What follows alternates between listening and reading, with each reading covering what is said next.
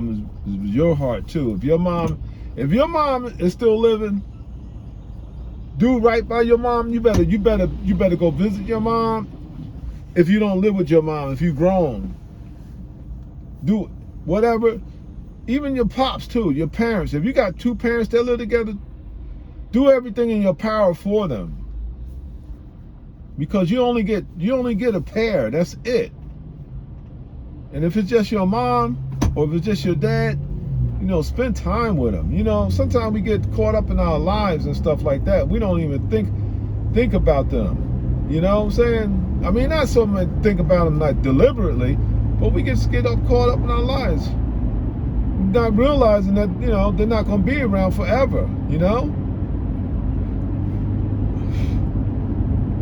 remember the times when you were younger and how your mom was there for you. Hopefully the ones but I've heard some horror stories about people who had moms that didn't really care about them. I felt for them. I feel for them. But there's always somebody out there that's going to love you. You know what I'm saying? You might have your aunt, or you don't even have to be a family member.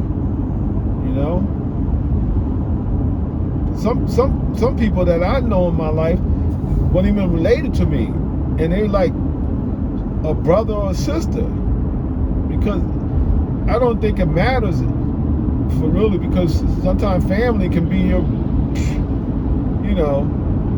can be the not enemy, but they can be the worst thing that happens, because they know you better than anybody else, and if they want to hurt you, they know how to hurt you exactly how to hurt you, because they know you that well. But anyway, her great grandmother passed away, and I said, she lived to be 97 years old. I said, that's a blessing. I said, but I know in your heart, your heart is still soft, and just keep her in your heart, and then think about the times that you had with her, and go ahead and grieve if you want, cry, let it go, and and told her, because they were really close. I think her great grandmother was like her, close to her, like her mom, or she was her mom. So she showed me pictures of her. She looked nice, very sweet looking older lady. She looked good for her age though. Black woman. But like in the Bible says, honor thy mother and father. And that you do that, your blessings be. Don't do it just for blessings. Do it for the heart. You're gonna have these moments where, when they gone, if they gone, you're gonna have moments where all of a sudden you don't even know where it came from. You start feeling real sad and stuff, and missing them and stuff, So,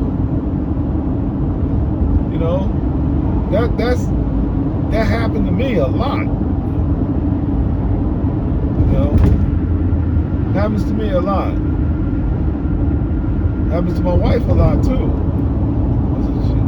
She don't have, her parents are gone too, and I feel for her family, and where her mom, was just a tragic thing, and she was like my mom too, and I miss her too, and anyway, I'm just saying, cherish your mother and your father. Usually men don't live as long as women.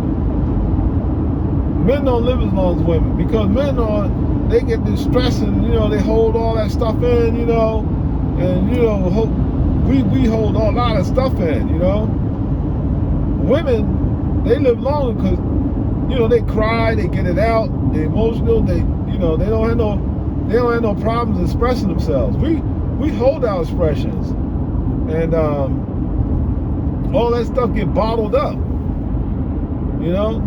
and we rarely release it, because boys are taught not to cry and stuff like that, and boys don't cry. It starts when you're young. You fall, bam, I remember when I used to fall, pow, you know. All right, get up, brush it off. And that'd be, I'm like, look at my leg, my knee wide open. They talk about brushing off. That's how it was with boys. That's how they treat boys. Well, you know, don't cry because you don't want to.